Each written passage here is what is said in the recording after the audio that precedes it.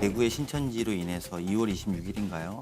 한 700여 명 정도의 우리나라 코로나 환자가 처음 벌어졌고 그 당시 3월 초에 국민 여론의 90% 가까이가 신천지 압수수색하라고 했습니다. 근데 그 과정에서 압수수색이 이루어지지 않은 것, 그리고 그것이 보건복지부 장관의 요청으로 또 법무부 장관의 요청으로 진행이 됐음에도 불구하고 진행되지 않았을 때 국민들이 도대체 왜 그랬을까 그때 왜 압수수색을 해서 좀 발본색을 하지 못했을까. 같은 기간에 이재명 후보가 신천지를 실제로 직접 방문해서 사복경찰을 이용해서 잡아낸 것과는 되게 비견됐던 일들이 우리가 국민들 모두가 기억하고 있는 것이죠. 그래서 그게 왜 그랬을까라고 의무심을 가졌던 문제가 이번에 조선일보의 단독 보도로 그렇다면 이게 개연성이 있는가라는 의혹이 충분히 제기될 만하고 또 그 당시에 있었던 검찰총장으로서는 답변해야 될 의무가 있다고 생각하는 겁니다. 네, 답변을 했지 않습니까? 본론부터 말씀을 드리면은 복지부에서 30만이 되는 신도가 반발할 경우에 관리가 안 되니까 강제 수사는 지금 단계에서는 안 되니 조금만 미뤄달라고 해서 중대본과 함께 대검의 디지털 수사관들을 투입을 해서 압수수색보다 더 광범위한 범위로 신천지의 과천본부의 서버를 다 들어와가지고 중대본에 넘겨주고 또 우리 대검의 디지털 수사관들을 한 달간 붙여가지고 전부 포렌식을 해서 다 넘겼습니다.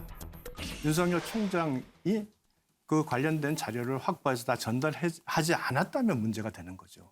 근데 다 확보해서 전달 다 했고 그 부분에 대해서 신천지 교도들의 전체적 인원을 다 파악을 했습니다.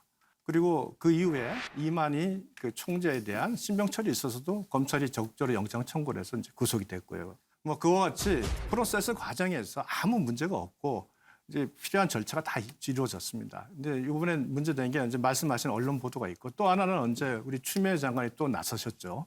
뭐 자기의 압수수색을 거부했다 그러시면서 이제 이슈 제기를 하셨는데 그게 지금 아직 신천지와 관련 있는 것처럼 말씀하셨는데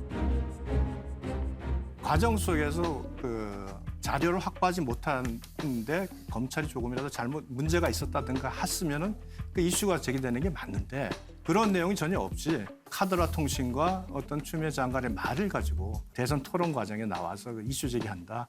그러니까 그 질문 자체가 크게 와닿지는 않는 거죠. 아니 뭐 이슈는 그렇게도 제기가 됐었고 홍준표 후보께서도 경선 개입설을 또 제기하시면서 이게 좀 커진 겁니다. 그래서 저희가 말씀드린 것처럼 그 부분에 대한 사실관계, 얼마나 관계 있느냐, 또 과거에 얼마나 인연이 있었냐가 설명이 되더라도 국민의힘이 경선에 개입한 것 아니냐라는 의혹까지도 이제 국민들로서는 경선 주자가 대통령 후보가 되는 과정에 대한 문제고 이거는 조금 더 명쾌하게 당내에다가도 알릴 필요가 있을 거다.